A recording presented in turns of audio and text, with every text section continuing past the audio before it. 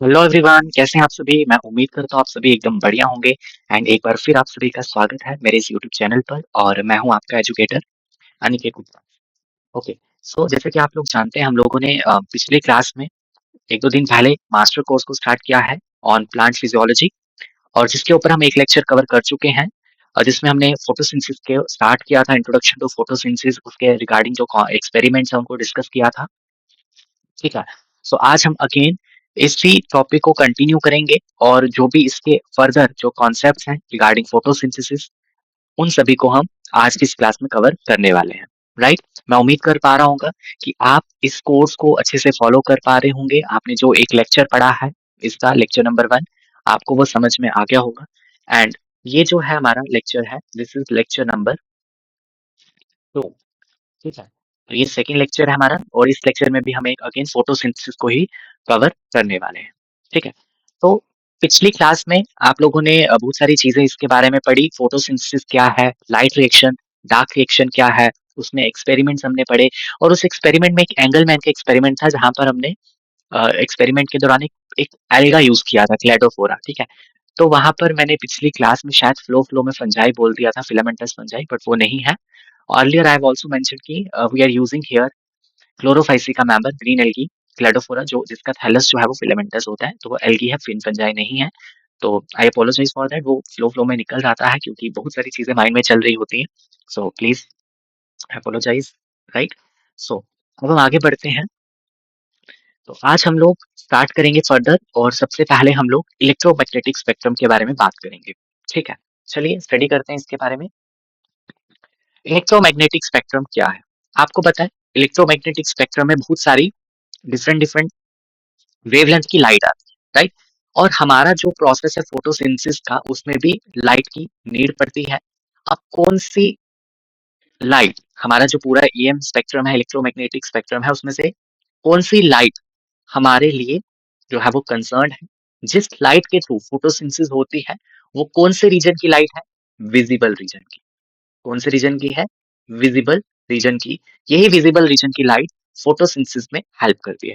तो अगर आप यहाँ पर देखो, टाइप्स ऑफ रेडिएशंस को अगर आप देखने की कोशिश करो, तो you have gamma rays, X rays, UV rays, then this is the visible spectrum, infrared, microwave, radio wave, है ना। और यहाँ पर इनकी स्केलिंग करी गई है in terms of wavelength and in terms of frequency. ठीक है।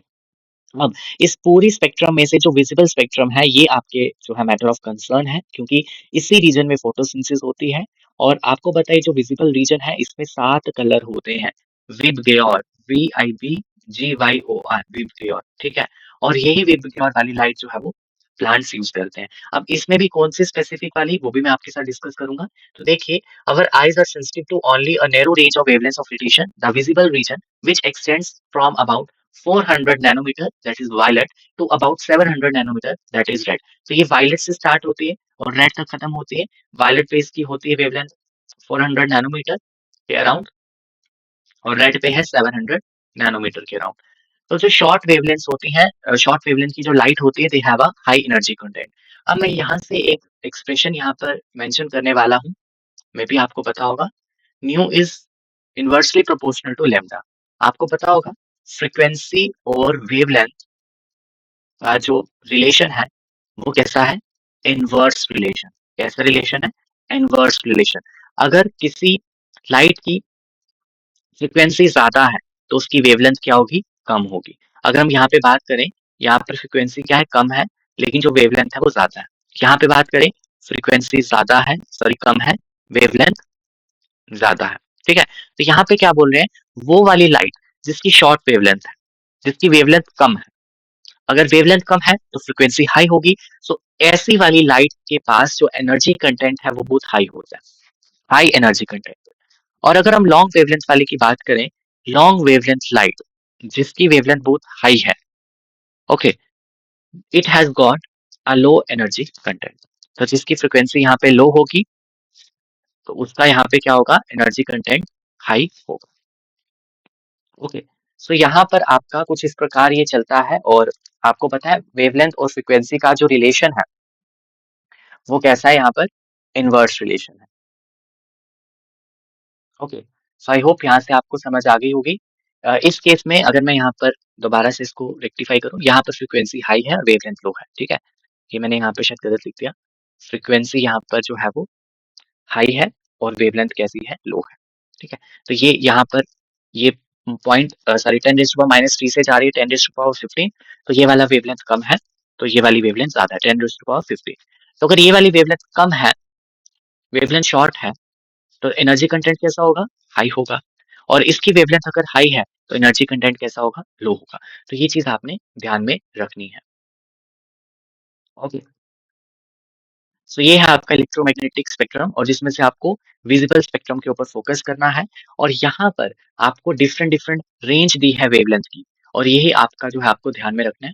देखिए, विजिबल रीजन यहाँ से वायलेट से स्टार्ट हो रहा है, फार रेड तक जा रहा है और इसमें से भी जो आपके लिए पूरे विजिबल रीजन की लाइट हमारे प्लांट्स एब्जॉर्ब नहीं करते, जो आपको चीज याद रखनी है वो याद रखना है दिस वाला ब्लू एंड रेड और फार रेड, ठीक है? ये वाली जो वेवलेंथ है लाइट की, इनको आपने याद रखना है, blue, red and far red. जब मैं आपको एब्जॉर्प्शन और एक्शन स्पेक्ट्रा पढ़ाऊंगा, वहां पर ये वेवलेंथ जो है वो यूज होंगी। ओके, चलिए अब आगे बढ़ते हैं और अब हम बात करते हैं फोटोसिंथेटिक पिगमेंट्स की। हम बात कर रहे थे कि प्लांट्स के पास एक एबिलिटी है जिसमें वो फोटोसिंथेसिस परफॉर्म कर पाते हैं, ठीक है? They have the ability to trap solar energy, right? वो क्यों हो रही है? बिकॉज प्लांट्स के पास कुछ पिगमेंट्स है। अब पिगमेंट्स क्या होते हैं, इनके बारे में बात करते हैं। Pigments are the organic molecules that absorb light of specific wavelength. ऐसा नहीं है कि जो पिगमेंट है वो किसी भी वेवलेंथ की लाइट को एब्जॉर्ब कर लेगी, no, they have a specificity. Wavelength specificity है, स्पेसिफिक वेवलेंथ ऑफ लाइट हमारे ये जो ऑर्गेनिक मॉलिक्यूल्स हैं जो प्लांट्स में होते हैं या अदर ऑटोट्रोफिक ऑर्गेनिजम्स में प्रेजेंट होते हैं, उन्हें ये एब्जॉर्ब करते हैं, ठीक है? और एब्जॉर्प्शन जो है स्पेसिफिक वेवलेंथ ऑफ लाइट की कौन से रीजन से होगी? विजिबल रीजन से। ओके, अब ये जो पिगमेंट्स हैं, इनके पास कॉन्जुगेट डबल बॉन्ड सिस्टम होता है जिस कारण ये लाइट को एब्जॉर्ब कर पाते हैं, ठीक है? Conjugate double bond system. These pigments are fat soluble and they are located in lipid part of the thylakoid membrane. जो मैंने आपको पिछली क्लास में क्लोरोप्लास्ट के स्ट्रक्चर में थाइलाकोइड मेम्ब्रेन बताया था, थाइलाकोइड का स्ट्रक्चर बताया था, उसकी मेम्ब्रेन के लिपिड पार्ट में हमारे ये पिगमेंट जो है वो लोकेटेड होते हैं and these pigments are fat soluble. They are grouped under two main categories. इनको दो मेन कैटेगरीज में डिवाइड किया गया है। कौन कौन सी कैटेगरी है वो? पोरफायरिन डेरिवेटिव एंड कैरोटीनॉइड्स, ठीक है? अगर हम यहाँ पर बात करें, जो आपके पास फोटो सिंथेटिक पिगमेंट्स हैं, इनके दो मेजर ग्रुप्स हैं, पोरफायरिन डेरिवेटिव जिसमें पोरफायरिन रिंग होगी, पोरफायरिन डेरिवेटिव और दूसरा हमारे पास क्या है? कैरोटीनॉइड्स, ठीक है?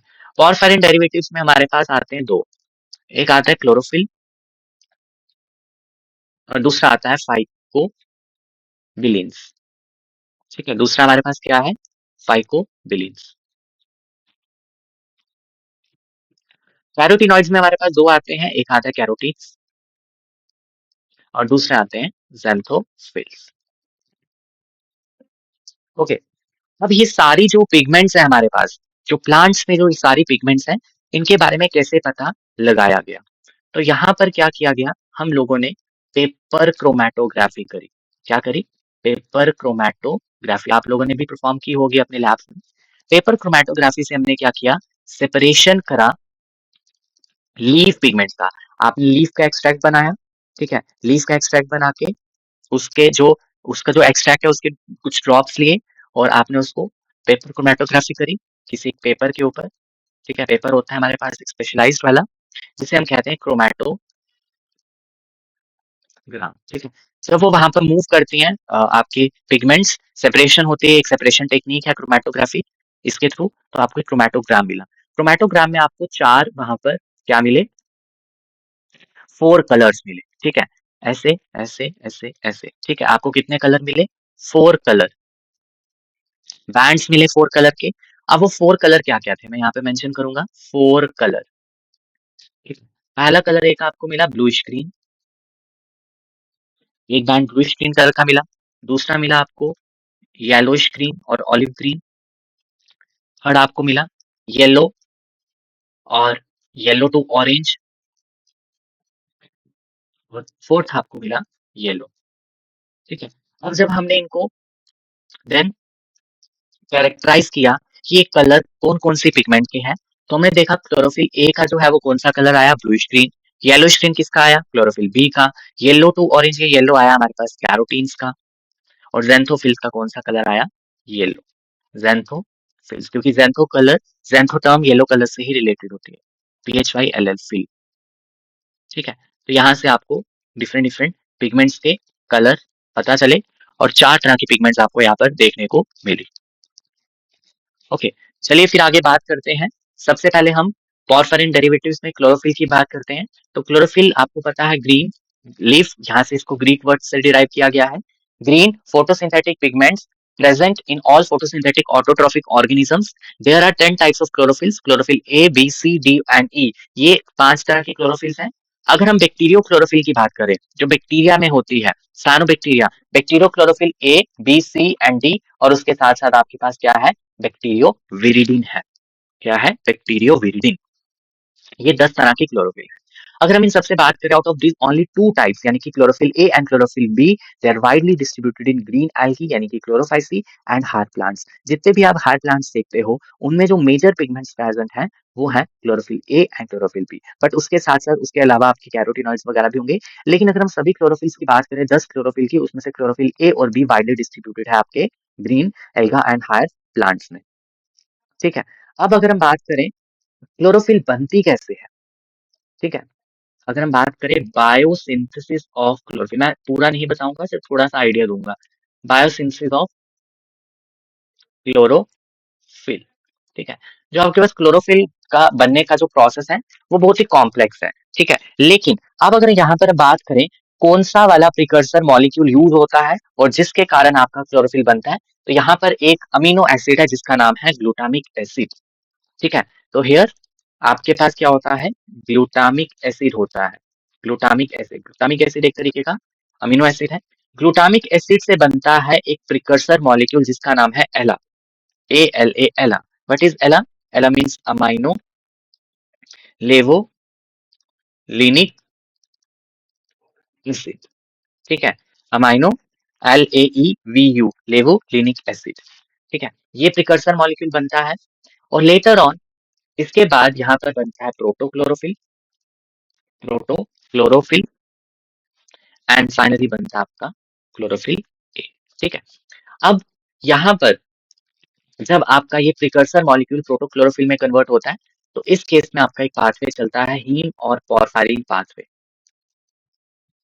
हीम और पॉरफायरिन पाथवे, और इसको बनने के लिए यहाँ पर NADPH का यूटिलाइजेशन होती है, एंड फाइनली आपका बनता है क्लोरोफिल ए।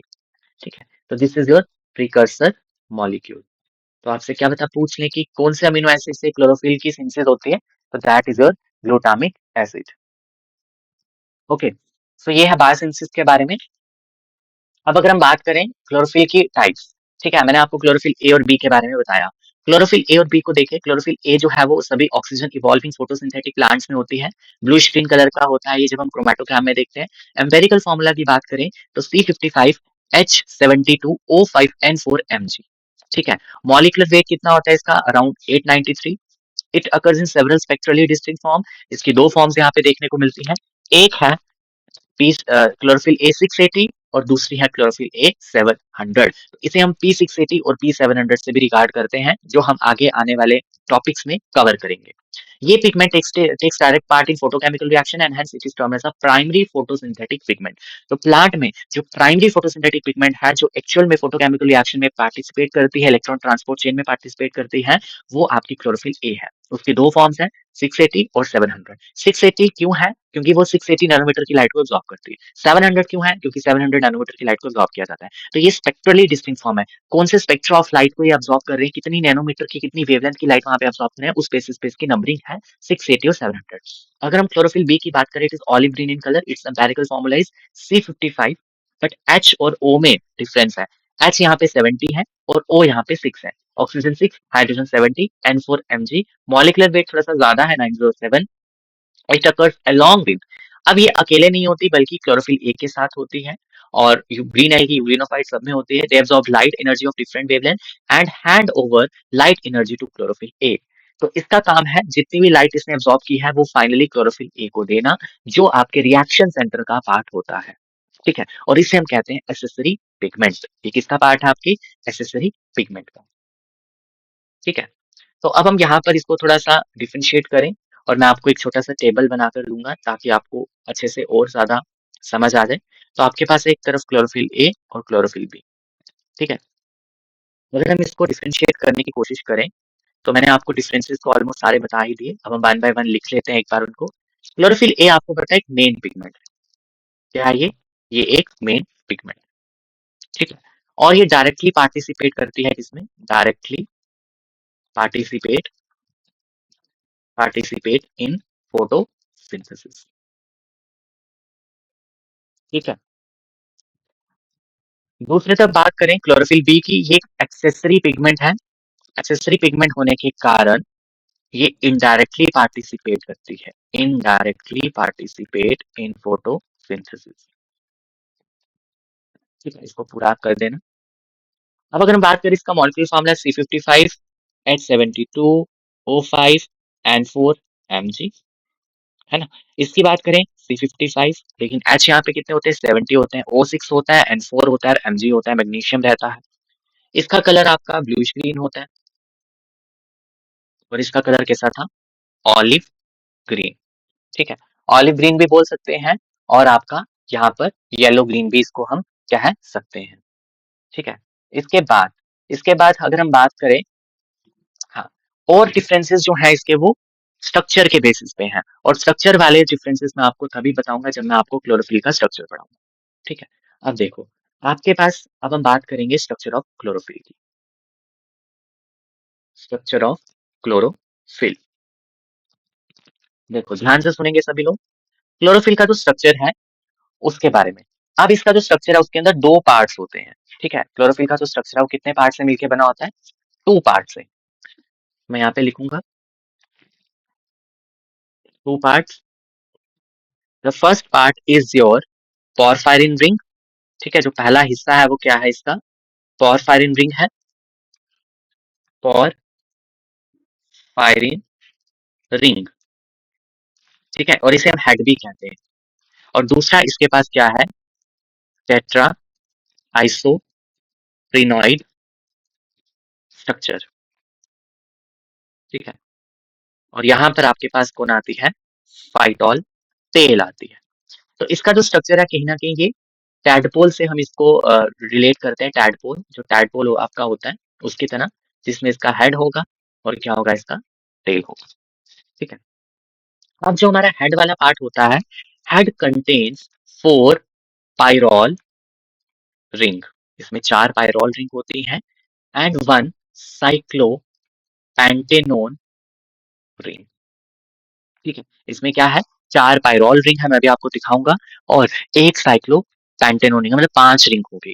कितनी रिंग हो गई? 5 रिंग। और सेंटर में जो मैग्नीशियम है आपका, मैग्नीशियम आयन जो है वो कहाँ पे होता है? At the centre. सेंटर में ये बैठा होता है। ठीक है, और टेल में आपके पास क्या है? एक लंबी सी फाइटोल टेल है। ठीक है, एक लंबी सी फाइटोल टेल है, हाइड्रोकार्बन टेल है, हाइड्रोकार्बन की टेल है, हाइड्रोकार्बन टेल। ओके, अब मैं आपको सीधे ले चलूंगा इसके स्ट्रक्चर पे। तो अगर हम यहाँ पे बात करें, as I told you, chlorophyll molecule consist of two parts, porphyrin head along hydrocarbon और फाइटोल टेल। पोरफायरिन क्या है? पोरफायरिन आपका एक साइक्लिक टेट्रापायरोल से मिलकर बना है, जिसमें 4 नाइट्रोजन कंटेनिंग पायरोल रिंग्स हैं, जो अपने आप को साइक्लिक फैशन में अरेंज करते हैं। यू कैन सी 1 2 3 एंड 4, ये 4 रिंग्स हैं, और चारों रिंग में आप देख सकते हो नाइट्रोजन है, तो इसे हम क्या कहते हैं? पायरोल। ठीक है, तो 4 है आपके पास, 4 नाइट्रोजन कंटेनिंग पायरोल रिंग है, और ये 4 रिंग्स अपने आप को साइक्लिक फैशन में अरेंज कर रहे हैं, तो ये वाला बन जाता है आपका पोरफायरिन। क्या बन जाता है? पोरफायरिन। पांचवी रिंग कौन सी है? दिस वन, ये है आपकी साइक्लोपेंटेनोन रिंग। ये है आपकी साइक्लोन पेंटेनोन रिंग, जो आपकी 5th वाली रिंग थी, जो मैंने अभी आपको बताया।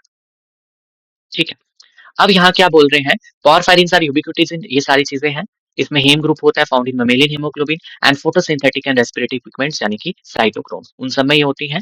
अगर हम बात करें, जो हमारे पास रिंग नंबर 4 है, रिंग नंबर 4, ठीक है, उस रिंग नंबर 4 के साथ एक लंबी फाइटोल चेन जुड़ी है जो 20 कार्बन की है। अब यहाँ पर ये जो 20 कार्बन की चेन हमारी फोर्थ रिंग के साथ जो जुड़ रही है, वहां पे जो बॉन्ड बन रहा है वो है एस्टर बॉन्ड। कौन सा बॉन्ड बन रहा है? एस्टर। तभी यहाँ पे क्या लिखा है? एस्टेरिफाइड। तो मैं यहाँ पे उस बॉन्ड का नाम लिख दूंगा propionic propionic acid ester bond. ठीक है, प्रोपियोनिक एसिड एस्टर बॉन्ड, जहां पर आपका ये है फोर्थ रिंग, और फोर्थ रिंग के साथ आप देख सकते हो एक लंबी फाइटोल चेन जुड़ी है 20 कार्बन की। यू कैन ऑल्सो सी, तो ये वाला जो बॉन्ड है यहाँ पर, ये बॉन्ड कौन सा है? This is your propionic acid ester bond, और इसके साथ आपकी पूरी चेन जुड़ रखी है। ठीक है, सो यहाँ पर आपका ये ग्रुप है, ये है आपका एस्टर बॉन्ड। ठीक है, this is your ester bond. इतनी हम डिटेल्स में नहीं जाएंगे, बट ये था कि मुझे आपको आइडिया देना था, वो आपको मैंने दे दिया। ठीक है, तो अब आगे बढ़ते हैं। नाउ, अब अगर हम बात करें, जब इसके स्ट्रक्चर को देखते हैं, तो इसका जो स्ट्रक्चर है उसमें क्लोरोफिल मॉलिक्यूल के बीच में मैग्नीशियम आयन है। ठीक है, बीच में क्या है? Magnesium ion. और ये मैग्नीशियम आयन किससे जुड़ा है? 4 nitrogen atoms in the centre of the ring. तो यू कैन सी, ये मैग्नीशियम है, और मैग्नीशियम यहाँ पर नाइट्रोजन के साथ बॉन्ड बना रहा है और बीच में बैठा हुआ है। यही एक डिफरेंस है पॉरफायरिन और आपका जो दूसरा ग्रुप है थियोफाइटिन, उन इन दोनों में यही डिफरेंस है। थियोफाइटिन जब मैं आपको आगे चल के इलेक्ट्रॉन ट्रांसपोर्ट चेन में पढ़ाऊंगा, थियोफाइटिन का स्ट्रक्चर भी सेम है, बट थियोफाइटिन के स्ट्रक्चर में मैग्नीशियम नहीं होता। मैग्नीशियम आयन कहाँ पर होता है? क्लोरोफिल में। तो वही लिखा है, the loss of magnesium ion from the chlorophyll results in the formation of non green product, जिसका नाम है थियोफाइटिन। ठीक है, four species of chlorophyll designated as A, B, C and D are known.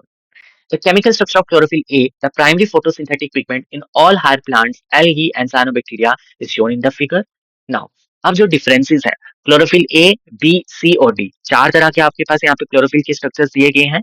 अब इन चारों में क्या डिफरेंसेस हैं, इसके बारे में बात करेंगे। क्लोरोफिल बी की बात करें, तो क्लोरोफिल बी में क्या होता है? क्लोरोफिल बी की जो सेकेंड रिंग है, जो सेकेंड वाली पायरोल रिंग है, उसके ऊपर उसके ऊपर फॉर्माइल ग्रुप होता है इंस्टेड ऑफ मिथाइल ग्रुप। मैं आपको दिखाता हूँ, ये देखो, ये है आपका नॉर्मल क्लोरोफिल ए का स्ट्रक्चर। दिस इज क्लोरोफिल ए।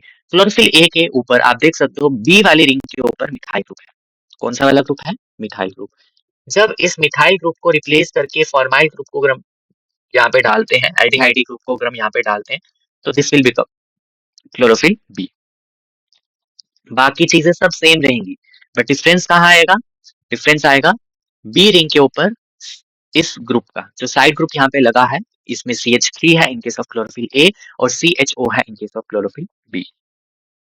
ठीक है, बैक्टीरियो क्लोरोफिल ए की बात करें, तो बैक्टीरियो क्लोरोफिल ए में आप देख सकते हो ring number A, ring number 1 और रिंग नंबर 2, दोनों में जो साइड ग्रुप्स हैं वो चेंज हो रहे हैं। है ना, यहाँ पर आप देख सकते हो ये हो गया है CH3 C double bond O, यहाँ पे ये वाला ग्रुप लग गया है, और यहाँ पर आपका CH3 और उसके साथ यहाँ पे हाइड्रोजन एक्स्ट्रा। तो ये डिफरेंसेस हैं बैक्टीरियोक्लोरोफिल ए के। तो यहाँ पर सिर्फ वही चीजें आपको दिखाई गई हैं जो डिफरेंसेस हैं, rest of the things are same. ठीक है, अगर हम क्लोरोफिल सी की बात करें, क्लोरोफिल सी की, तो मैं आपको बता दूं क्लोरोफिल सी के अंदर फाइटोल टेल नहीं होती। नो फाइटोल टेल, उसमें फाइटोल टेल नहीं होगी, सिर्फ और क्लोरोफिल डी की बात करें, तो ये बन जाता है क्लोरोफिल डी। क्लोरोफिल डी में जो पहली रिंग है उसके ऊपर आता है ये वाला ग्रुप CHO, CHO ग्रुप आता है, और इस ग्रुप को रिप्लेस करता है, रिप्लेस करके यहाँ पे बन जाता है क्लोरोफिल डी। ठीक है, तो ये चीज आपने याद रखनी है। क्लोरोफिल बी में सेकेंड रिंग के ऊपर CHO ग्रुप, क्लोरोफिल सी में कोई फाइटोल टेल नहीं, बाकी चीजें सेम। क्लोरोफिल डी में फर्स्ट रिंग के ऊपर CHOO group, CHO group, CHOO। ठीक है, CHO ग्रुप है, और वहां पर इसमें बैक्टीरियोक्लोरोफिल ए में आपका CH3 C double bond O group, और सेकेंड रिंग के ऊपर CH3 और प्लस H। तो ये थोड़ा सा माइंड में इसको बना लो, तो आपको काम आएगा। ठीक है, तो जो भी चीजें मैंने आपको बताई वही यहाँ पे लिखा है, देख लो। Chlorophyll C lacks the phytol. Chlorophyll C कहाँ होती है? मैंने आपको पढ़ाया है, जो आपके पास डायनोफ्लेजिलेट्स हैं, ब्राउन एल्गी है, डायटॉम्स है, ठीक है, उनमें क्लोरोफिल सी होती है, और उनकी क्लोरोफिल सी में फाइटोल टेल नहीं होती। ठीक है, ओके, मैं यहाँ पर एक दो चीज और भी बताऊंगा स्लाइड को लेके। Let me add the slide. Yes, तो मैंने आपको स्ट्रक्चर के बारे में थोड़ा सा बताया, तो मैं थोड़ा सा रफली इसका स्ट्रक्चर बनाऊंगा क्लोरोफिल का। ये आपके पास रिंग्स आ गई, पहली दूसरी, ये चौथी रिंग आ गई, और यहाँ पर ये तीसरी रिंग आ गई। ठीक है, ये चारों रिंग आपस में जुड़ी हैं। ठीक है, और ये साइक्लिक मैनर में है, चारों बंद है, साइक्लिक स्ट्रक्चर बना रही हैं, और बीच में आपका कौन है, Mg2 पॉजिटिव। अब यहाँ पर जो मैग्नीशियम होता है वो 4 बॉन्ड बनाता है। ठीक है, क्या करता है, 4 बॉन्ड बनाता है। लेकिन वो जो 4 बॉन्ड होते हैं उनमें से 2 बॉन्ड कोऑर्डिनेट होते हैं और 2 बॉन्ड कोवेलेंट होते हैं। ठीक है, तो मैं यहाँ पे बनाऊंगा, ये बॉन्ड यहाँ से यहाँ तक बना, और दूसरा बॉन्ड यहाँ पे ये एरो वाला बना। तो आपको पता है ये वाला बॉन्ड कौन सा होता है, कोवेलेंट बॉन्ड, और एरो वाला बॉन्ड कौन सा होता है, कोऑर्डिनेट बॉन्ड। ठीक है, तो मैग्नीशियम यहाँ पे 2 कोवेलेंट बॉन्ड बनाता है और 2 यहाँ पर कोऑर्डिनेट बॉन्ड बनाता है।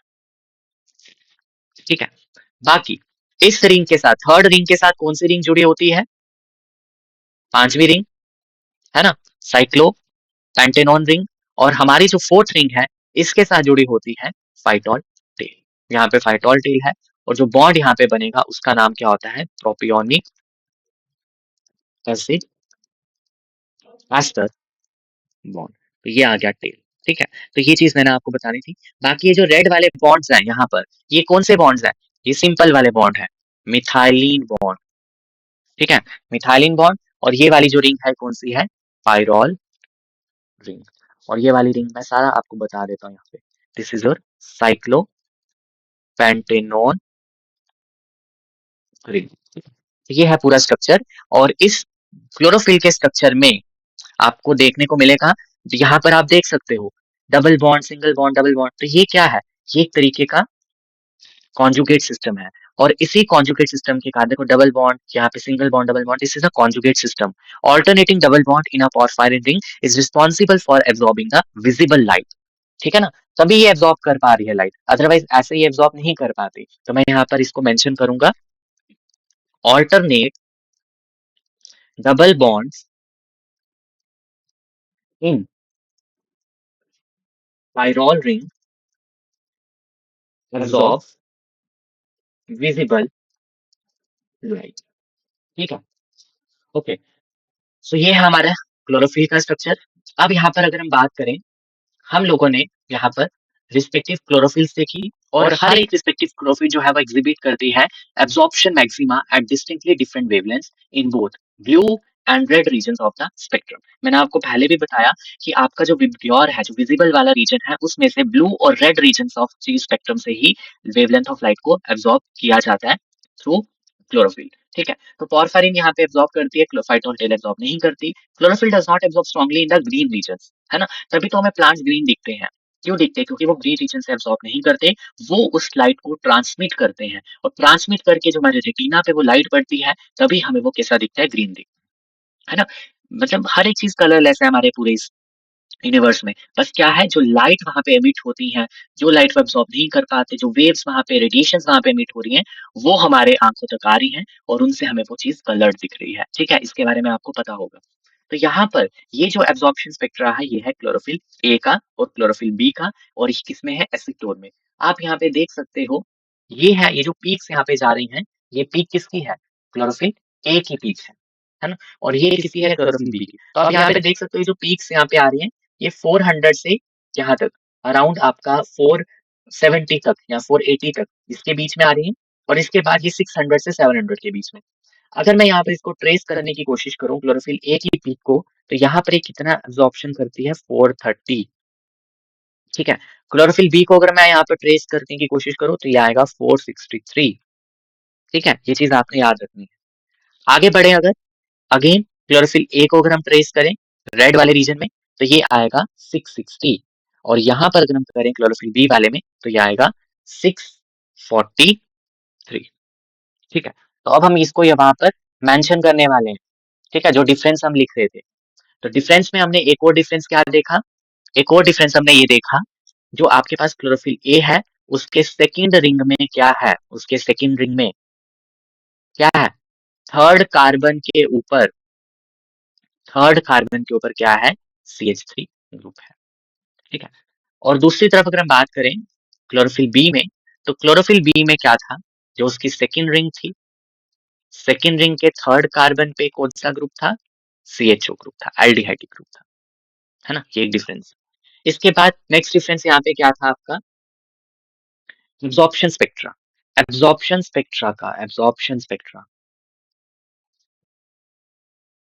स्पेक्ट्रा में आपको एक ब्लू रीजन की वेवलेंथ मिली, एक रेड रीजन की वेवलेंथ मिली। ब्लू रीजन की वेवलेंथ कौन सी थी, 463, और रेड रीजन की कौन सी थी, 643। ये ए का है, नहीं ए में कितनी थी, 430, है ना, ए में थी 430 और रेड रीजन की थी 660 नैनोमीटर। ठीक है। अगर हम क्लोरोफिल बी की बात करें, तो क्लोरोफिल बी में जो एब्जॉर्प्शन स्पेक्ट्रा आया इसका, अगेन रेड में और ब्लू में। ठीक है। रेड में इसका कितना आया, 643 नैनोमीटर, और ब्लू में इसका कितना आया, कौन सी वेवलेंथ ऑफ लाइट इसने एब्जॉर्ब की, 463 नैनोमीटर। ठीक है। तो ये आ गया हमारे पास डिफरेंस क्लोरोफिल ए और क्लोरोफिल बी का। आई होप ये आपको क्लियर होगा। ठीक है। तो ये हम पूरा स्ट्रक्चर पढ़ चुके हैं। अब नेक्स्ट हमारे पास जो नेक्स्ट पार्ट है फोटोसिंथेटिक पिगमेंट में, वो है आपका फाइकोबिलिन। ठीक है। फाइकोबिलिन, अब ये भी पॉरफायरिन डेरिवेटिव्स में ही आता है, बट डिफरेंस क्या है, इसकी जो टेट्रापायरोल रिंग है वो ओपन है, वो साइक्लिक फॉर्म में नहीं है। ठीक है। दे आर स्ट्रेट चेन और open chain tetrapyrrole pigment molecules present in the eukaryotic red algae and prokaryotic cyanobacteria. ठीक है। फाइको डेसिग्नेट करता है इसका एलिकल ओरिजिन है, तभी इसका नाम है फाइकोबिलिन, है ना, phycobilin. Four phycobilin are known, and fourth one phytochromobilin, जो आपके फाइटोक्रोम्स में, जब मैं आपको फाइटोक्रोम्स पढ़ाऊंगा, फाइटोक्रोम्स में यहाँ पर ये उसका पार्ट होता है, फोटो रिसेप्टर का पार्ट होता है। ठीक है। फाइटोक्रोम के फोटो रिसेप्टर का हिस्सा है और उसमें ये जुड़ा होता है। फाइटोक्रोम्स जो लाइट को एब्जॉर्ब कर पाते हैं वो इसी कारण कर पाते हैं क्योंकि उनके पास फाइटोक्रोमोबिलिन होता है। ठीक है। The three photosynthetic phycobilins are the phycoerythrin, phycocyanin, and allophycocyanin. In addition to the open chain tetrapyrrole, the phycobilin pigments differ from chlorophyll in that the tetrapyrrole group is covalently linked with the protein that forms a part of the molecule. In the cell, phycobilin proteins are organized into larger macromolecule complexes which we call as phycobilisomes. तो red algae में आपको ये फाइकोबिलिसोम्स देखने को मिलते हैं, जिसके अंदर ये फाइकोबिलिन प्रेजेंट होता है। ठीक है। फाइकोबिलिन प्रोटीन्स बनते हैं, ठीक है, जिसमें आपका ये जो फाइकोबिलिन है, फाइकोबिलिन प्रोटीन से जुड़ता है तो बनाता है फाइकोबिलिन प्रोटीन्स। वो फाइकोबिलिन प्रोटीन्स अपने आप को बड़े बड़े कॉम्प्लेक्सेस में अरेंज करते हैं, जिसे हम कहते हैं फाइकोबिलिसोम्स। क्या कहते हैं, फाइकोबिलिसोम्स। ठीक है। अब ये आ गया पूरा इसका स्ट्रक्चर। यहाँ पे आप देख सकते हो, ओपन चेन टेट्रापायरोल क्रोमोफोर है फाइकोसाइनिन का।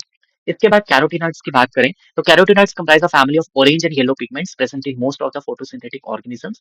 दे are found in large quantity in roots of carrot, tomato fruit, है ना, जैसे बीटा कैरोटीन है, लाइकोपीन है, ये सारे कैरोटीनॉइड्स हैं। In the fall of the year chlorophyll pigments are degrading, जब सेनेसेंस होती है, जब एजिंग होती है लीफ में, ऑटम का टाइम होता है ना, उस टाइम पर लीव्स में, जो आपका ऑटम लीफ है, जो लीफ अभी आपका खत्म हो चुका है, एजिंग हो चुकी है उसकी, उस टाइम पर उसमें क्लोरोफिल पिगमेंट्स डिग्रेड हो रही होती हैं और मोर स्टेबल कैरोटीनॉइड पिगमेंट्स वहां पर प्रेजेंट होती हैं, और जिस कारण उस पत्ते का जो रंग है वो बहुत ज्यादा ब्राइट ऑरेंज या येलो कलर का वहां पे होता है, जो एक कैरेक्टरिस्टिक है ऑटम फॉलिएज का।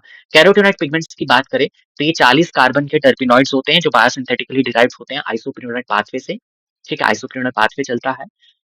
Because the carotenoids are predominantly hydrocarbons, they are lipid soluble होते हैं, found either in chloroplast membranes or in specialized plastids which we call as chromoplasts. The carotenoid family of pigments include carotenes and xanthophylls. Carotenes are predominantly orange or red orange pigments. Beta carotene इसमें major carotenoid है algae और higher plants में. Yellow carotenoids में आपके पास xanthophylls आते हैं जो कि oxygenated carotene होते हैं। ये कैसे होते हैं, ऑक्सीजनेटेड, मैं आपको दिखाऊंगा आगे इस हाइड्रोक्सिल और ऑक्सीजनेटेड में क्या डिफरेंस है। Lutein and zeaxanthin, these are the hydroxylated forms of alpha carotene and beta carotene respectively. ठीक है, यहाँ देखिए, ये है कैरोटीन और ये है xanthophyll। ठीक है। यहाँ पर आप देख सकते हो, यहाँ पर OH ग्रुप लगा है, ये कौन सा ग्रुप है, OH, तो ये बन जाता है ऑक्सीजनेटेड फॉर्म में, क्या बन जाता है, oxygenated form.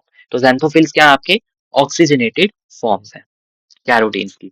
Structure almost same है, ये कैरोटीन्स है, ये xanthophyll है। कैरोटीन्स की जब यहाँ पे ऑक्सीजनेशन में OH ग्रुप यहाँ पे लगा तो ये बन जाते हैं ज़ैंथोफिल्स। ठीक है, एग्जांपल्स यहाँ पे देख सकते हो, अल्फा कैरोटीन, बीटा कैरोटीन और लाइकोपीन, और ज़ैंथोफिल्स में zeaxanthin, lutein and the violaxanthin. ठीक है, अब मैं यहाँ पर थोड़ी सी चीज और ऐड करना चाहूंगा। आपका जो ये कैरोटीनॉइड्स हैं, इनका काम क्या है? वेरी इंपॉर्टेंट काम है इनका। ठीक है, first of all they are the part of they are the part of accessory pigment. ये भी एक्सेसरी पिगमेंट है प्लांट की। ठीक है, दूसरा, दे ट्रांसफर एक्साइटेशन एनर्जी, जो लाइट वहां से आएगी, एक्साइटेशन एनर्जी को ट्रांसफर करते हैं टू रिएक्शन सेंटर को। मैं आपको पढ़ाऊंगा रिएक्शन सेंटर क्या है। दे एक्ट एज क्वेंचर, ये क्वेंचर की तरह काम करते हैं।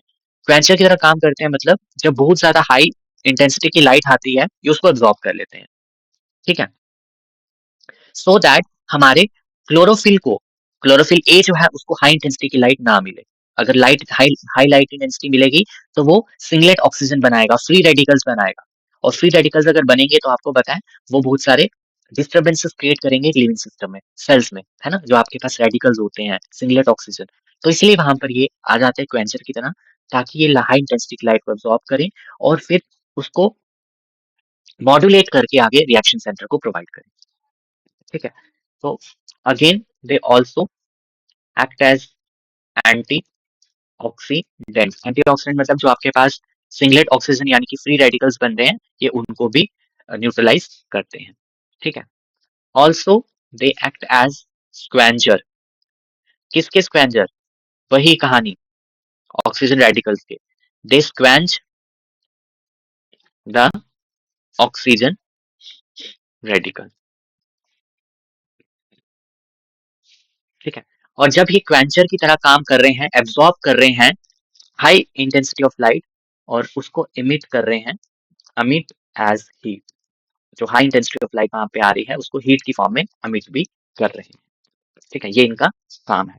तो अब हम आगे बढ़ेंगे। आई होप यहाँ तक आपको चीजें क्लियर हो गई हों ना। जैसे हमने बात करी क्लोरोफिल की, कि भाई chlorophyll specific wavelength of light को अब्जॉर्ब करते हैं, वैसे ही जो हमारे कैरोटीन्स हैं, कैरोटीनॉइड्स हैं, ये भी हमारे स्पेसिफिक वेवलेंथ ऑफ लाइट को अब्जॉर्ब करते हैं। तो beta carotene in the chloroplast is complex with protein beta carotene which absorb strongly in the blue region of the visible spectrum. तो जो ब्लू रीजन है आपका विजिबल स्पेक्ट्रम का, वहां पर ये जो कैरोटीनॉइड्स हैं या कैरोटीन्स हैं, ये एब्जॉर्ब करते हैं। तो ये आपको इस फॉर्म में पीक्स मिलेंगी। ठीक है, जो पीक आपको यहाँ पर देखने को मिल रही है, ये पीक किसकी है? ये पीक आपके अल्फा कैरोटीन और बीटा कैरोटीन की है। ठीक है, तो मैं यहाँ पर लिखूंगा, इसमें आपके पास आता है एक 470 और एक तो आ गया 470 एंड 440। तो ये दो आपको वेवलेंथ यहाँ पर याद रखनी है जो कैरोटीनॉइड्स एब्जॉर्ब करते हैं, 440 एंड 470 की। ठीक है, चलिए अब हमारे पास कहानी है एब्जॉर्प्शन स्पेक्ट्रम की। ये है आपका absorption spectrum, this is your absorption spectrum. तो ध्यान से समझेंगे सभी लोग, व्हाट इज एब्जॉर्प्शन स्पेक्ट्रम। ठीक है, लेट मी सी एब्जॉर्प्शन स्पेक्ट्रम। आपको पता है जो क्लोरोफिल है या अदर जो पिगमेंट्स हैं, दे एब्जॉर्ब लाइट। ये क्या करते हैं? They absorb light. कहां से? विब ग्योर वाले रीजन से, है ना। अब जो ये विब ग्योर वाली रीजन है, इसकी रेंज कितनी है? इसकी रेंज है 400 से 700 नैनोमीटर। ठीक है, और इसी को हम नाम यहाँ पे देते हैं पार, PAR, पार। व्हाट इज पार? पार मतलब फोटो सिंथेटिक एक्टिवली रेडिएशन। ठीक, फोटोसिंथेटिक एक्टिवली रेडिएशन मतलब ये वाला जो रेडिएशन है, ये फोटोसिंथेटिकली एक्टिव है, प्लांट इसको लेते हैं। ठीक है, अब आपके पास जो क्लोरोफिल ए है, अगर हम इसकी बात करें, मेन पिगमेंट है, रिएक्शन सेंटर में यही बैठी होती है, मेन पिगमेंट, है ना। मेन पिगमेंट है तो मैक्सिमम लाइट यहाँ पर इसको एब्जॉर्ब करनी है, और यहाँ पर ये कौन कौन सी लाइट को एब्जॉर्ब करेगी? एक तो ब्लू को और एक रेड को। किस किस को? ब्लू को और रेड को, है ना। और इसका जो एब्जॉर्प्शन वाला पार्ट है, कौन सी एब्जॉर्प्शन करेंगे वो भी मैंने आपको बता दिया। बताया था पहले, ब्लू में कौन सी करेंगी 430 और रेड में कौन सी है 660। हो गया। इसके बाद अगर हम आगे बढ़े, मैं यहाँ पर अगेन स्लाइड ऐड करूंगा। यस, अभी यहाँ पर आगे बात करें, नेक्स्ट है हमारे पास क्लोरोफिल बी का। क्लोरोफिल बी भी एब्जॉर्ब करेगी, कहाँ कहाँ से, ब्लू वाला और यहाँ पर आपका रेड वाला। तो क्लोरोफिल बी, रेड और ब्लू, है ना। रेड पे इसकी कौन कितनी वेवलेंथ होगी, रेड पे होगी इसकी 643, है ना, और ब्लू पे होगी 463। Okay, nanometre. इसके बाद आपके पास नेक्स्ट ग्रुप कौन सा है, कैरोटिनॉइड्स का है। कैरोटिनॉइड्स का है, तो कैरोटिनॉइड्स कहाँ पर मेनली एब्जॉर्ब करते हैं, ब्लू वाले रीजन में। और ब्लू वाले रीजन में भी मैंने आपको दो बताया, एक बताया 440 और एक बताया 470। तो ये सारा क्या है, this is the absorption, this is your absorption spectrum, कि हाँ भाई इतने इतनी वेवलेंथ ऑफ लाइट पे आपका जो ये क्लोरोफिल है या डिफरेंट डिफरेंट पिगमेंट्स है, हम यहाँ पे क्लोरोफिल नहीं लिखेंगे, इसको पिगमेंट लिख देते हैं, ठीक है। यहाँ पे आप क्या लिखोगे, पिगमेंट। वो कहाँ कहाँ पर एब्जॉर्ब कर रहे हैं, कौन कौन सी वेवलेंथ वहां पे एब्जॉर्ब कर रहे हैं, और उसको ग्राफिकल रिप्रेजेंटेशन की फॉर्म में डिपिक्ट करना, इसे हम कहते हैं एब्जॉर्प्शन स्पेक्ट्रम। क्या कहते हैं हम इसे, एब्जॉर्प्शन। तो देख लो, यहाँ पर इसको डिफाइन किया गया है, absorption spectrum provides information about the amount of light energy taken up or absorbed by a molecule or substance as a function of the wavelength of the light। तो वेवलेंथ ऑफ द लाइट को आपने as a function use करना है, और वहां पर आपको बताना है कितनी अमाउंट ऑफ लाइट वहां पर एब्जॉर्ब कर रहा है पिगमेंट या फिर कोई भी मॉलिक्यूल और सब्सटेंस, ठीक है, वेवलेंथ की फॉर्म में। तो ये बन जाता है आपका एब्जॉर्प्शन स्पेक्ट्रम,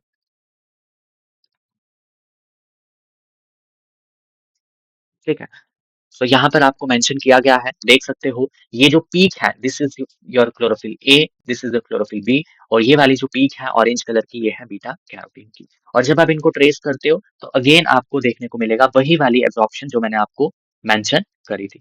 तो दिस इज इंपॉर्टेंट, आपको इसको याद रखना है एब्जॉर्प्शन स्पेक्ट्रम को, और देखना है कि कहाँ कहाँ पर वो एब्जॉर्ब कर रहा है जो पिगमेंट है, जो आपके पास मॉलिक्यूल है, ठीक है।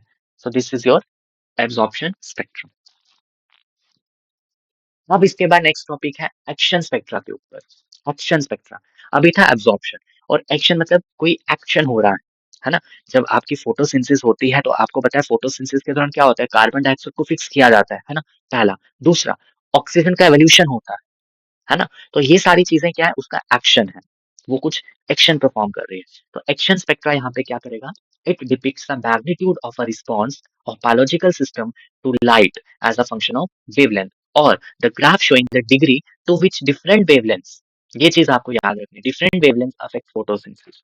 तो एक आपके पास इसका ग्राफ मिलेगा, जिस ग्राफ पे आपको ये बताया जाएगा कि डिफरेंट डिफरेंट वेवलेंथ जो है वो फोटोसिंथेसिस को अफेक्ट करती है। और ये कॉन्सेप्ट हमारे पास कहाँ से आया था, इस एक्सपेरिमेंट से, जो हमारे TW एंगलमैन ने एक्सपेरिमेंट किया था। और उन्होंने ये बताया था, जब उन्होंने ये देखा कि जो एरोटेक्टिक बैक्टीरिया थे, जो ऑक्सीजन के टुवर्ड्स टुवर्ड्स मूव करते थे, है ना, जैसे आपके पास कीमोटेक्सिस होता है, टुवर्ड्स केमिकल बैक्टीरियाज मूव करते हैं, कोई भी सब्सटेंस मूव करेगा, ऐसे ही एरोटेक्टिक क्या था, ऑक्सीजन जहां पर ज्यादा है उस तरफ बैक्टीरियाज मूव करेंगे, ठीक है, उनको स्टिमुलेशन मिलेगा, उसकी तरफ वो अट्रैक्ट होंगे। तो बैक्टीरिया ज्यादा अट्रैक्ट कहाँ हुए थे, ब्लू और रेड वाले रीजन में। तो वहां से हमें ये पता चला था कि ब्लू और रेड रीजन में मैक्सिमम फोटोसिंथेसिस हो रही है, क्योंकि मैक्सिमम O2 प्रोडक्शन वहां पे हो रही थी, है ना। तो ये है आपका एक्शन स्पेक्ट्रा। तो दिस इज और एक्शन स्पेक्ट्रा, ये ब्लू कलर से आपका दिखाया गया है, और यहाँ पे आप देख सकते हो इस ब्लू रीजन में पीक्स आ रही है और एक रेड रीजन में पीक आ रही है, ठीक है। यहाँ पर मैं इसको लिखूंगा, नेक्स्ट टॉपिक आपका एक्शन स्पेक्ट्रा, एक्शन स्पेक्ट्रा, ठीक है। एक्शन स्पेक्ट्रा में जो रेट है फोटोसिंथेसिस का, रेट ऑफ फोटोसिंथेसिस बोले, और करके इसको क्या बोले, rate of O2 evolution is high in two region. कौन से दो रीजन है, एक ब्लू है और एक तो यहाँ पर मैक्सिमम एक्शन स्पेक्ट्रा कहाँ पर है, ब्लू और रेड रीजन पे। ठीक है, तो यहाँ पे पढ़ लो, that graph showing the degree to which different wavelengths, आपके पास डिफरेंट डिफरेंट वेवलेंथ है, एक ब्लू वाली और रेड वाली, और ये वेवलेंथ्स क्या कर रहे हैं, ये अफेक्ट कर रहे हैं photosynthesis. For example, an action spectrum for photosynthesis can be constructed from measurement of oxygen evolution at different wavelengths. Often, an action spectrum can identify the chromophore, the pigment which is responsible for a particular light-induced phenomenon. ठीक है, तो I hope यहाँ से आपको clear हो गया होगा regarding action spectra and absorption spectrum. और ये जो ग्राफ्स हैं, जो पीक्स हैं, इनको आपको ध्यान में रखना है और ये इंपॉर्टेंट है बहुत सारी। ठीक है, अब हम आगे बढ़ते हैं और बात करते हैं, जब भी आपका क्लोरोफिल लाइट को एब्जॉर्ब करता है तो उसमें चेंजेस आती है ना। जब भी वो लाइट को एब्जॉर्ब करेगा, लाइट क्या है, एक एनर्जी है ना। जब किसी भी चीज को कोई एनर्जी मिलती है तो वो कहीं ना कहीं एक्साइट हो जाता है। इसलिए आपको अगर हम खाना खिला रहे हैं, खाने से जब एनर्जी मिलेगी तो हम थोड़े से एक्टिव हो जाएंगे, है ना। वैसे ही हमारा जो पिगमेंट है, हमारा जो क्लोरोफिल है, जब ये लाइट को एब्जॉर्ब करेगा तो वहां पर इसमें चेंजेस आएंगे। तो देखते हैं, chlorophyll appears green to our eyes because it absorbs light, mainly in the red and blue parts of the spectrum. So only some of the light enriched in green wavelengths is reflected over eyes, ये हमें पता है। अब जो absorption है light की, उसको हमने यहाँ पर इक्वेशन की फॉर्म में रिप्रेजेंट किया है। जब भी क्लोरोफिल के ऊपर लाइट पड़ेगी तो हमारी क्लोरोफिल क्या हो जाएगी, एक्साइट हो जाएगी। ठीक है, पहले क्लोरोफिल हमारी लोएस्ट एनर्जी स्टेट पे थी, lowest energy state. Once light का आगमन हुआ, लाइट जैसे आई, तो ये जो क्लोरोफिल है हमारी, उस लोएस्ट एनर्जी स्टेट जिसे हम ग्राउंड स्टेट भी कहते हैं, वहां से उसकी ट्रांजिशन हुई और ट्रांजिशन करके वो कहाँ चलेगी, हायर एनर्जी और एक्साइटेड स्टेट में चलेगी, और उसको हमने रिप्रेजेंट किया एक स्टार की फॉर्म में। ठीक है, The distribution of electrons in the excited molecule is somewhat different from the distribution in the ground state molecule. आपको पता है जो डिस्ट्रीब्यूशन है इलेक्ट्रॉन्स की, जब आपका मॉलिक्यूल एक्साइटेड स्टेट में चला गया है उसमें डिस्ट्रीब्यूशन अलग होगी, और जब आपका मॉलिक्यूल ग्राउंड स्टेट पे है उस पर डिस्ट्रीब्यूशन अलग है। क्यों? क्योंकि ग्राउंड से एक्साइटेड स्टेट में जाने के लिए कुछ एनर्जी का वहां पे गेन हुआ है, और जब एनर्जी वहां पे मिलेगी तो वहां पर जो डिस्ट्रीब्यूशन है वो भी चेंज देखने को मिलेगा। ठीक है, अब देखो, absorption of blue light excites the chlorophyll to a higher energy state than the absorption of red light. क्यों? क्योंकि energy of photons is higher when their wavelength is shorter. आपको बताएं, ब्लू लाइट की वेवलेंथ कम है तो photons ज्यादा होंगे, energy high होगी, एनर्जी हाई तो वहां पर जो एक्साइटेशन है क्लोरोफिल की, जब वो ब्लू को एब्जॉर्ब करेगी तो उसकी एनर्जी स्टेट हाई होगा। ठीक है, तो देखो यहाँ पर आपका ये है ground state, lowest energy state. हमारा क्लोरोफिल यहाँ पे आराम कर रहा है, जैसे उस पर लाइट पड़ी, ब्लू लाइट को एब्जॉर्ब करने पर आप देख सकते हो एनर्जी यहाँ पर हायर एनर्जी स्टेट पे चला गया, हायर एक्साइटेड स्टेट। और ये जो है रेड वाली, ये देखो कम है, क्योंकि रेड की एनर्जी कम होगी, वेवलेंथ यहाँ पे ज्यादा है, एनर्जी कम, तो इसकी जो एक्साइटेड स्टेट है वो कैसे आएगी, लोएस्ट आएगी। ठीक है, अब आपको बताएं, जो एक्साइटेड स्टेट है उस पे ज्यादा समय तक जो मॉलिक्यूल है वो नहीं रह पाता, क्योंकि वो अनस्टेबल होती है, वो एक अनस्टेबल स्टेज है। तो हर एक्साइटेड स्टेट में जो क्लोरोफिल है वो एक्सट्रीमली अनस्टेबल होगा, और वो रैपिडली अपनी एनर्जी जो है वो सराउंडिंग्स में दे देगा in the form of heat, और जैसे ही हीट की फॉर्म में वो एनर्जी निकली तो वो हमारे पास लोएस्ट एक्साइटेड स्टेट पे आ जाएगा। ये आ गया लोएस्ट एक्साइटेड स्टेट पे, where it can be stable for a maximum of several nanoseconds. वो लोएस्ट एक्साइटेड स्टेट में भी ज्यादा समय तक स्टेबल नहीं रह पाएगा, बट हाँ कुछ नैनो सेकेंड्स के लिए वो स्टेबल रह सकता है। ठीक है, फिर अगेन लाइट को वो क्या करेगा, लूज करेगा और कोशिश करेगा अपनी ग्राउंड स्टेट पे आने की, यानी कि लोएस्ट एनर्जी स्टेट पे आने की। तो फ्लोरेसेंस होगी, वहां पे क्या होगी, फ्लोरेसेंस। अब फ्लोरेसेंस में क्या होता है, the loss of energy by the emission of light of longer wavelength, emission of light of longer wavelength, तो इसे हम कहते हैं फ्लोरेसेंस। तो देख लो यहाँ पर, ये मैंने खुद से बनाया है, this is your higher excitation state, lowest excitation state, और यहाँ पे फ्लोरेसेंस हो रही है। एक और यहाँ पे प्रोसेस होता है जिसे हम कहते हैं फॉस्फोरेसेंस, आपने पढ़ा होगा, फॉस्फोरेसेंस। ठीक है, व्हाट इज फॉस्फोरेसेंस, इसके बारे में मैं यहाँ पे आपके साथ बात करूंगा यहाँ पर। ठीक है, देखो, एक हमने पढ़ा फ्लोरेसेंस और एक है हमारे पास फॉस्फोरेसेंस। क्या है दोनों? देखो, फ्लोरेसेंस में क्या हो रहा है, यहाँ पर जो इलेक्ट्रॉन्स हैं, electrons return from its first singlet state to its ground level.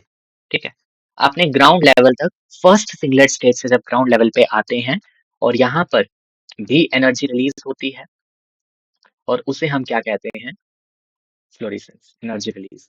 और कितने टाइम के लिए यहाँ पर, 10⁻⁹ इतना टाइम लगता है, एनर्जी रिलीज होती है। ठीक है, और फॉस्फोरेसेंस क्या है, फॉस्फोरेसेंस, फॉस्फोरेसेंस में क्या होता है, जो इलेक्ट्रॉन्स हैं they return back from triplet state, मतलब ऊपर वाली state, triplet state to its ground state, to its ground state.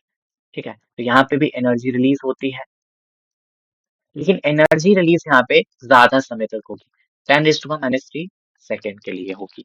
ठीक है, ज्यादा समय तक लाइट का एमिशन होता है फॉस्फोरेसेंस में, और वो बहुत ऐसे चमकती है। ठीक है ना, तो उसे हम कहते हैं फॉस्फोरेसेंस।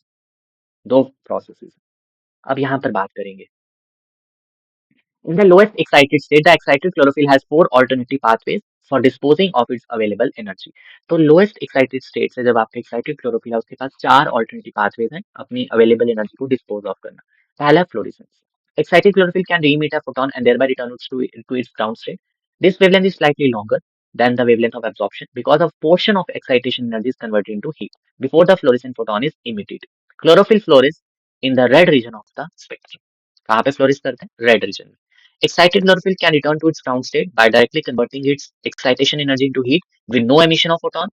और दूसरा, chlorophyll may participate in energy transfer during which an excited chlorophyll transfers energy to the another molecule. तो यहाँ पर वो एनर्जी ट्रांसफर भी कर सकता है, अपनी एनर्जी किसी और मॉलिक्यूल को देगा ताकि अब खुद को वो अपनी लोएस्ट एनर्जी स्टेट पे ला सके। ठीक है, तो these are the ways. Next है photochemistry, in which the energy of excited state causes chemical reactions to occur. And ये जो फोटोकेमिकल रिएक्शंस है फोटोसिंथेसिस की, these are the fastest known chemical reactions. ठीक है, उस एनर्जी को वो केमिकल रिएक्शन में जो है वो यूज करेगा। तो these are the four ways जिसमें वो अपनी ग्राउंड स्टेट में आने की कोशिश करता है। तो आई होप ये चीज आपको क्लियर हो गई हो। ठीक है, अब इसके बाद हमारे पास जो नेक्स्ट कॉन्सेप्ट है वो है कॉन्सेप्ट ऑफ पिगमेंट सिस्टम। कि भाई यहाँ पर आपके पास जो पिगमेंट सिस्टम है प्लांट्स के केस में, वो कितने सिस्टम से मिलकर बना है। ठीक है, क्या सिस्टम है पूरा, इसको यहाँ पर एक्सप्लेन किया गया with the help of an experiment. तो इसको समझते हैं। By the late 1950s, several experiments were puzzling the scientists who studied photosynthesis. One of these experiments carried out by Emerson, who has measured the quantum yield of photosynthesis as a function of wavelength and revealed an effect known as red drop. इन्होंने red drop का concept दिया था। कौन सा concept दिया था इन्होंने, red drop का। ठीक है, रेड ड्रॉप। और इन्होंने इसमें क्या किया था, क्वांटम यील्ड को मेजर किया था। किसको मेजर किया था, क्वांटम यील्ड को मेजर किया था। ठीक है, अब क्वांटम यील्ड क्या है, मैं इसको यहाँ पर लिख देता हूँ। Quantum yield, quantum yield, quantum yield क्या है, the number of oxygen molecules produced पर फोटोन एब्जॉर्ब, पर फोटोन एब्जॉर्ब। ठीक है, समझ गए होंगे आप इससे क्वांटम यील्ड से। If the quantum yield is measured for the wavelengths at which chlorophyll absorbs light, the values found throughout most of the range are fairly constant. ठीक है, वहां पर उनको वेवलेंथ कैसी मिली, जो वैल्यूज मिले सॉरी वो वैसी मिली, कांस्टेंट मिली। The yield drops dramatically in the far red region of chlorophyll absorption. तो इन्होंने क्या देखा, जो यील्ड थी वो यील्ड फार रेड रीजन में ड्रामेटिकली ड्रॉप हुई, गिर गई। वहीं से आ गया रेड ड्रॉप इफेक्ट, है ना। Light with the wavelength greater than 680 nanometre, अगर हम प्लांट को 680 से ज्यादा की लाइट देते हैं तो उस टाइम पर जो उसकी यील्ड है वो गिर जाती है। यील्ड गिरना मतलब लेस एफिशिएंट होना then light of shorter wavelength. इससे अच्छा 400 दे दो, 430, 450, 460, 500 दे दो। तुम अगर 680 से ज्यादा दे रहे हो तो क्या हो रहा है, लेस एफिशिएंस हो रही है ना, लेस एफिशिएंट। तो this was the red drop effect. यहाँ पे आप देख सकते हो ये क्वांटम यील्ड है, ये चलता आ रहा है, चलता आ रहा है ऐसे नॉर्मल। जैसे ये यहाँ तक पहुंचा 680, तो यू कैन सी यहाँ पे क्या हुआ, ड्रॉप हुआ। This was the red dwarf effect. The quantum yield of oxygen evolution falls off drastically for far red light of wavelengths. ये चीज आपने याद रखनी है, far red light के लिए जहां पर 680 से ज्यादा नैनोमीटर की लाइट आपने दी, indicating that far red light is alone inefficient in driving the photosynthesis. अगर आप सिर्फ और सिर्फ far red दे रहे हो उसको, तो फोटोसिंथेसिस वहां पे जो क्वांटम यील्ड है वो ड्रॉप हो जाएगी।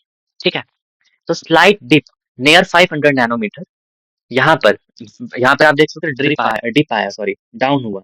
Somewhat lower efficiency of photosynthesis using light absorbed by accessory pigments carotenoids। आपको पता है कैरोटीनॉइड्स यहाँ पर लाइट को एब्जॉर्ब करते हैं ना, तो ये वाली एफिशिएंसी भी कम है, ये क्योंकि ये वाली लाइट जो है हमारे क्लोरोफिल ए या क्लोरोफिल बी एब्जॉर्ब नहीं कर पाता है ना। आपने अगर देखा होगा, मैं आपको ग्राफ दोबारा से दिखा दूं, ये देखो, इस ग्राफ को देखो, ये वाली जो लाइट है यहाँ पर 500 से यहाँ वाली, इसको बहुत अच्छे से आपका जो आपका क्लोरोफिल ए या क्लोरोफिल है वो अब्सॉर्ब नहीं कर रहा, तो दैट मींस यहाँ पे एफिशिएंसी भी कम होगी। तो वही यहाँ पर डिप जो है, नीचे को गिरावट जो आ रही है, वो वही डिपिक्ट कर रही है।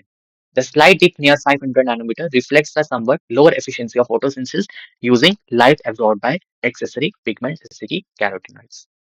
ठीक है, लेकिन जब आगे बढ़ते हो आप 680 से आगे जाते हो, तो वहां तो एकदम से एक गिरावट आ गई, ड्रास्टिकली ड्रॉप हो गया। और वो ड्रास्टिकली ड्रॉप क्यों हुआ, क्योंकि far red light alone is inefficient in driving the photosynthesis. तो इसको कहते हैं रेड ड्रॉप इफेक्ट। क्या कहते हैं, रेड ड्रॉप इफेक्ट। ठीक है, इसके बाद नेक्स्ट चलते हैं, नेक्स्ट इफेक्ट के ऊपर, जिसका नाम है enhancement effect, immersion enhancement effect भी इसे कहते हैं। ठीक है, अब इस एक्सपेरिमेंट में इसने क्या किया, he measured the rate of photosynthesis separately with light of two different wavelength. यहाँ पर इसने दो वेवलेंथ की लाइट यहाँ पे यूज की, दो अलग अलग वेवलेंथ की। ठीक है, कौन कौन सी वेवलेंथ, 680 प्लस 700। ठीक है, 680 और 700 की। अब जब इस वेवलेंथ को इन दो डिफरेंट वेवलेंथ ऑफ लाइट को जब यूज किया गया, तो उसने यहाँ पर क्या देखा, उसने देखा जो रेट ऑफ फोटोसिंथेसिस है वो बढ़ रहा है। ठीक है, जब यहाँ पर उसने एक तरफ ऑटो एवोल्यूशन को प्लॉट किया और दूसरी तरफ उसने यहाँ पर light the, wavelength of light, तो उसने देखा 660 नैनोमीटर पर इतनी पीक आ रही है, इतना ऑटो एवोल्यूशन हो रहा है। 710 दी तो इतना हो रहा था। जब उसने सम किया दोनों का, दोनों को एक साथ दिया, दोनों वेवलेंथ ऑफ लाइट को एक साथ जब प्लांट को दिया, तो वहां क्या देखा, ऑटो एवोल्यूशन बढ़ गई, डबल हो गई। ठीक है, मतलब जो रिलेटिव रेट है फोटोसिंथेसिस का वो बढ़ गया जब हमने दोनों लाइट दी।